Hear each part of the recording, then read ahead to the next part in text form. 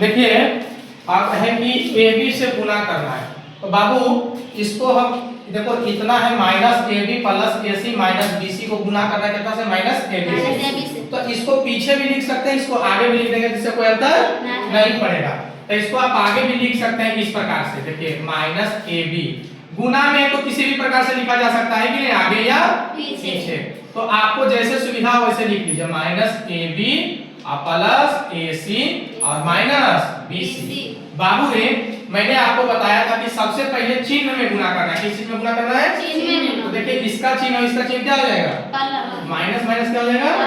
Plus. Plus आगे लिखे या ना लिखे, अब बताइए AB गुना होगा तो AB गुना में पावर जुटता है, तो A का कितना हो जाएगा? A स्क्वायर और B का पावर B स्क्वायर हो जाएगा।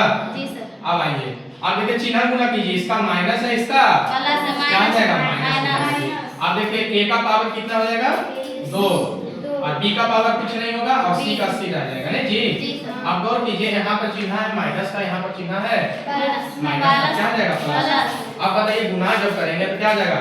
A का पावर ऐसे ही रह जाएगा और B का पावर बढ़ेगा B स्क्वायर और C तो C रह जाएगा नहीं जी। हाँ अब आप बताइए, देखिए इस प्रकार से आपका जो है ये सोल्व हो गया, समझ में? कुछ भी नहीं है, सिर्फ गुना करना है, समझ में आया? सिर्फ गुना करना है। आपको अगर माइनस प्लस का ज्ञान है तो बस आपको कहीं कोई दिक्कत नहीं है, एकदम आराम आराम से इसको समझ करके बनाइए। और बहुत महत्वपूर्ण चैप्टर है, देखो इतना को ही तुम अगर समझ गए, मेन रूप से आपको इतना ही समझना है, समझ गए ना?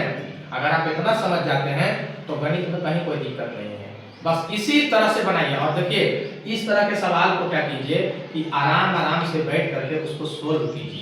जब आप अपने से सोल्व कीजिएगा आराम आराम से तो चीजों को आप समझिएगा कहाँ कैसे क्या हुआ है, और बने हुए हिसाब को क्या कीजिए कि एक बार अपने से बनाने का प्रयास कीजिए, ताकि आपको पता चला कि नहीं सर यहाँ माइनस कैसे किए प्लस कैसे किए, ठीक है? तो इस चीज को समझना है। चलिए